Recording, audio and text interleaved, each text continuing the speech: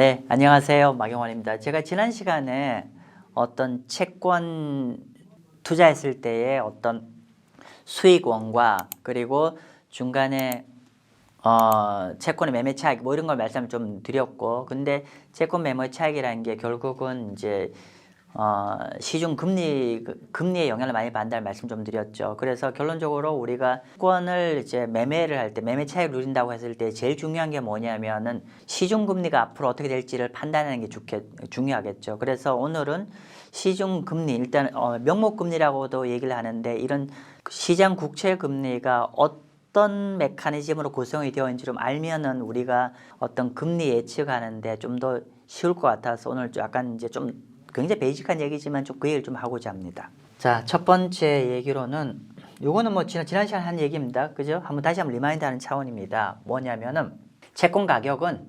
지난 시간에 뭐라고 했죠? 저희 채권 가격은 금리와 반대로 간다. 만약에 시중금리가 올라가면 채권 가격이 하락하게 되는 거고, 반대로 시중금리가 하락하게 되면, 여기서 국채금리입니다. 하락하게 되면 채권 가격이 올라간다. 우리가 소망한 건 이거잖아요. 그죠?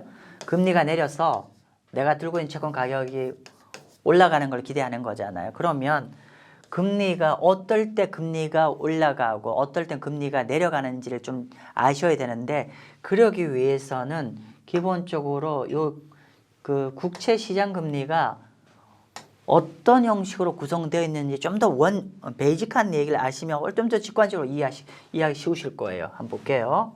자, 보시면은 사실은 보면 그렇게 어려운 얘기 아닙니다. 자, 보면은 이번 시간에는 제가 아까 말씀드린 대로 금리가 어떻게 구성되어 있는지 좀 설명을 좀 드리고자 합니다. 제가 말씀드린 게 시장 금리라고도 얘기할 수 있고 명목 금리라고도 얘기할 수 있어요. 그래서 금리는 어떻게 구성되냐, 보통 이제 금리 구성을 어떻게 했는지 보면은 우리가 보통 피셔 방정식을 이용을 하는데, 시중 금리나 국채 금리는 일반적으로 첫 번째 실질 이자율과 여기에다가 기대 인플레이션을 두 개가 합쳐진 게 우리가 시장 금리 또는 시장 국채 금리, 명목 이자율, 우리가 금리라고 얘기하는 것들이 이 두 가지가 합쳐진 겁니다. 좀 다시 볼까요? 예를 들면 예시입니다. 외국 자료지만은 우리 명목 시장 금리가 만약에 9%다. 9%라고 했을 때 이 9%가 어떻게 구성되어 있냐면은 이렇게 실질 이자죠. 실질 이자 한 4%에다가 여기에다가 물가가 한 5% 오른다고 하면, 이렇게 실질 이자율 4%과 물가 5%가 합쳐진 게 결국은 우리가 시중금리, 명목금리라고 얘기할 수 있겠죠. 자, 그러면 여기서 재밌는 얘기를 할 수 있어요.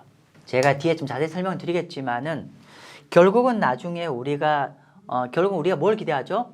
이왕이면 이게 금리가 내려가기를 기대하잖아요. 그죠? 우리가 시중금리가 내려가기를 기대하는데, 그러면 앞으로 시중금리가 내려갈지 안 내려갈지를 우리가 대충 알 수가 있어요. 어떻게 얘기하냐면 첫 번째는 실질금리가 내려가주거나 또는 물가가 내려가면은 얘도 내려가는 거잖아요. 그죠? 그러면 우리가 실질금리라고 얘기하는 거는 우리가 이렇게 얘기할 수 있어요. 실질금리는 실물 경제라고 할 수 있고, 이건 그냥 물가잖아요. 그러면 앞으로 직관적으로, 자, 한국과 미국 모두 다 내년에 경제 어떻게 될 것 같아요? 마 대표, 그러면 내년에 경제가 지금보다는 둔해지겠지. 그치? 저 1번 요인은, 그러니까 그럼 이렇게 되면 실질금리가 내려갈 거잖아요. 두 번째, 내년에 물가 어떻게 될 것 같아요? 물가, 마 대표 자네도 자주 얘기했고 많은 전문가들이 내년에 물가 좀 잡힌다며.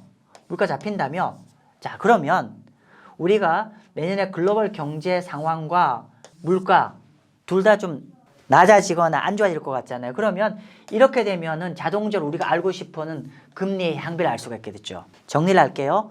우리가 어떤 시중 금리를 알고 싶으시면 앞으로 경제가 어떻게 될 것 같냐. 왜냐하면 실질 금리를 반영하는 게 경제고, 그죠? 두 번째, 물가. 그러니까 경제가 내년에 둔화되고 물가가 잡힐 것 같다? 그럼 당연히 시중 금리는 내려가게 됐죠. 이렇게 금리가 내려가면 만약에 미리 투자해 놓으시면 기존에 여러분 들고 있는 채권 가격이 올라가겠죠. 그렇게 이해하시면 될 것 같고요.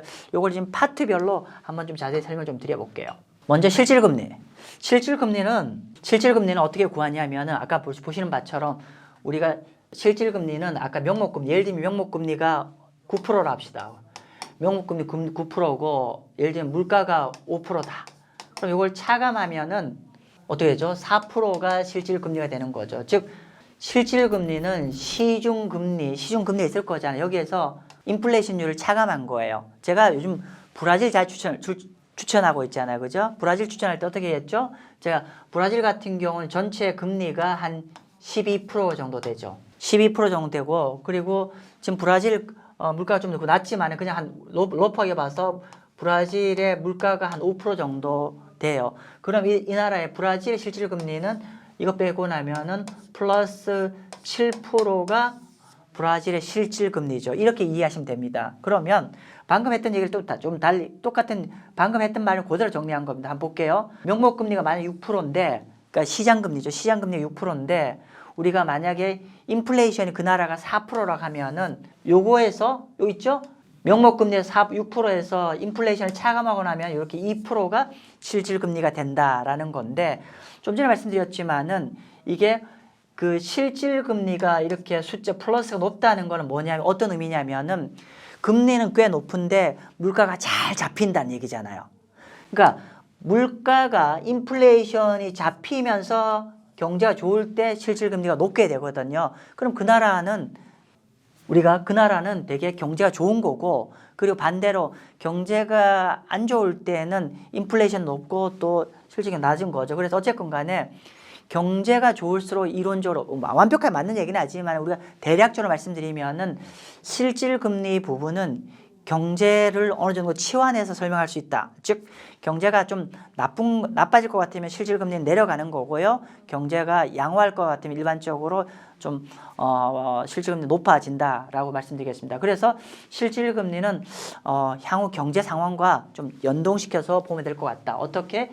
실질금리는 뭐 쇼텀은 아니지만 좀 중장기적인 경제와 연동해서 봐야 된다. 그러면 우리 입장에서는 나중에 실질금리가 내리는 게 우리가 명목금 내리는 요인이잖아요. 즉 경제가 나빠지면은 실질금리 점점 내려가겠죠. 중장기적인 단기적인 얘기는 아닙니다. 긴 얘기입니다. 긴 호흡입니다. 어쨌거나 긴 호흡에서 만약에 저성장이 된다고 하면은 경제의 어떤 기본적인 포텐이 줄어들잖아요. 그러면 실질금리 내릴 수밖에 없다. 그런 말씀 드리겠습니다.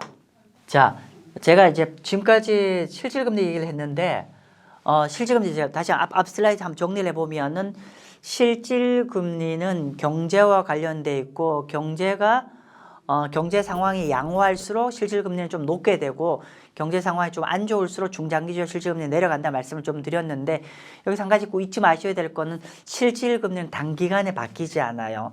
실질금리는 좀 긴 호흡에 금리에 영향을 미치는 변수라고 먼저 한 걸 기억하고요. 실제로 우리가 명목금리, 시중금리에 어떻게 보면은 좀 뭐 1, 2년간 정도 봤을 때 그걸 좀 단기라고 얘기하면은 단기 금리에 절대적 영향을 미치는 거는 뭐다? 예. 인플레이션이에요. 기대 인플레이션이에요, 사실은. 자, 볼게요. 여기가 지난 3년간 미국의 여기 인플레이션이거든요. 여기 인플레이션, 여기가 FRB 금리예요. 어떻게 됩니까? 예를 들면 우리가 이렇게 인플레이션이 쫙 올라가게 되면은 물가가 올라가게 되면은 우리가 각국의 중앙은행이 물가가 너무 앙등하면 버블이 생기잖아요. 그러면 그 물가가 올라가는 버블을 잡기 위해서 중앙은행에서 경제의 브레이크인 정책금리를 올리게 되잖아요. 즉 물가가 인플레이션 올라가게 되면은 이렇게 좀 시차를 가지고 정책금리가 올라가죠. 중앙은행 금리가 올라가게 되죠. 그죠? 이렇게 이해하실 거고 이건 다 아실 겁니다. 그래서 중앙은행은 기본적으로 물가가 올라가게 되면 금리를 올린다는 걸 아실 건데 그러면 이게 또 어떤 시장에는 그 금리가 영향을 미치냐면 보세요. 이런 거죠. 똑같은 기간입니다. 2018년부터 최근까지 똑같은 구간인데 지금 보시면은 여기가 뭐냐면 여기가 연준금리입니다. 연준금리고 여기가 뭐냐면은 10년 미국의 국채금리예요. 즉 우리가 최근에 이렇게 인하했다가 최근 한 1년 반 동안 금리를 이렇게 브레이크를 잡았잖아요. 이렇게 정책금리, 중앙은행 정책금리에 브레이크를 잡으면은 국채 시장금리, 우리가 보고 싶은 게 시장금리잖아요. 시장금리, 국채 시장금리인데 얘도 이렇게 올라가게 되더라. 여기 있죠? 연준금리 상승은 결과적으로는 시장금리 상승을 야기하게 된다. 그래요. 그러면 요거를 조금 다시 한번 정리를 보면 이렇게 되겠죠. 자, 한번 볼게요. 방금 설명드린 걸 다시 합쳐 볼게요. 이렇게 되겠죠. 결국은 우리가 어떻게 설명을 드렸죠? 좀 전에 한번 볼게요. 제가 한번 다시 써볼게요. 인플레이션이 올라가게 되면은 어떻게 된다고 했죠? 제가 패드나 한국은행 금리도 정책금리가 올라가게 되잖아요. 그죠? 정책금리가 올라가게 되고, 이렇게 정책금리가 올라가게 되면 또 뭐가 바뀐다? 시중 국채금리도 올라가게 되더라. 이렇게 되는 거잖아요. 그러면 이거 스킵하고 물가가 올라가게 되면은 시중 국채금리가 올라간다고 얘기할 수 있잖아요. 그거 좀 설명드리는 거예요. 한번 볼게요. 제가 그 말씀 좀 드리려고 이렇게 길게 왔는데, 지금 이거는 볼게요. 요거는 미국의 물가 CPI. 요 파란색은 미국 CPI 물가입니다. CPI고, 여기 약간 옅은 색깔은 미국의 10년 국채금리입니다. 자, 보세요. 그냥 직관적으로 볼게요. 이게 지난 한 50년간 차트인데, 중장기적으로는 결국은 물가가 이렇게 올라가면은 결국 국채금리도 따라서 올라가게 되고, 물가가 이렇게 잡히게 되면 그 따라서 국채 시장금리도 내려가더라. 그렇게 보시게 되겠죠. 이렇게 결론적으로는 물가의 방향이 시장금리 또는 국채 시장금리의 방향을 결정짓게 되더라. 이렇게 말씀드릴 수 있고, 그렇기 때문에 우리가 향후 금리 부분을 얘기를 할 때 아까 이렇게 얘기했잖아요. 우리가 명목 금리, 그 다음에 실질 금리 플러스 인플레이션인데, 즉 이거는 한 1, 2년 사이에 갑자기 바뀌지 않거든요. 결국 인플레이션은 계속 움직이잖아요. 결국은 인플레이션의 방향에 따라서 명목금리, 시장금리가 움직인다고 얘기할 수 있는 거예요. 그렇기 때문에 물가가 잡히면 또 금리도 내려가겠죠. 그렇기 때문에 우리가 국채 금리 전망이라는 건 마치 인플레이션 전망이라고 봐도 크게 틀린 말이 아니다. 그렇게 좀 말씀 좀 드리겠습니다. 결론적으로 언제 투자해야 됩니까?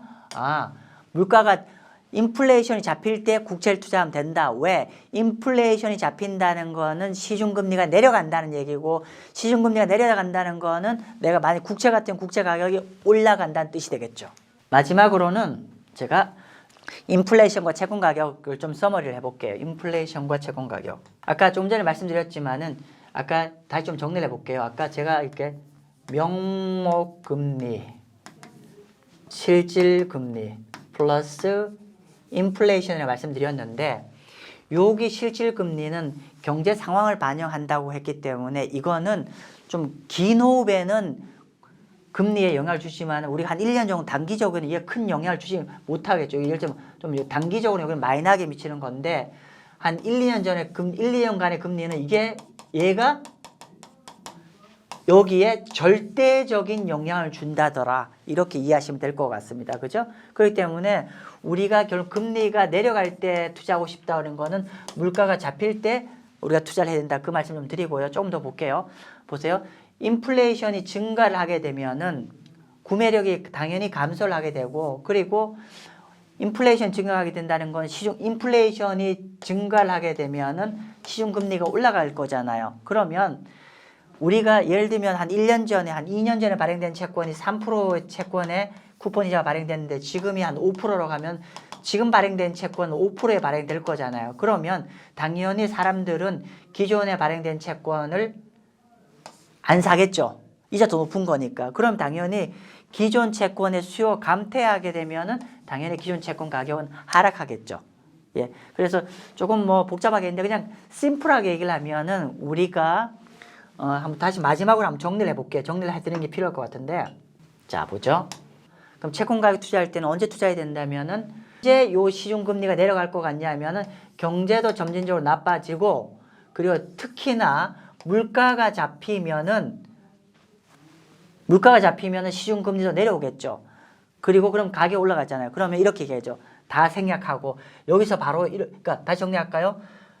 인플레이션이 잡히면 시중금리도 잡히고, 시중금리가 잡히게 되면 채권 가격이 오르다 이렇게 되잖아요. 그런데 이거 다 생략하고 바로 이렇게 얘기할 수 있어요. 인플레이션이 잡히면은 채권 가격이 오르겠다. 이렇게 이해하시면 돼요. 결론적으로 채권 투자를 해야 되는 라이트 타임은 언제다? 물가가 앞으로 내려갈 거라 예상되면 그때 투자해야 된다는 뜻입니다. 네, 오늘 여기서 마치겠습니다. 감사합니다.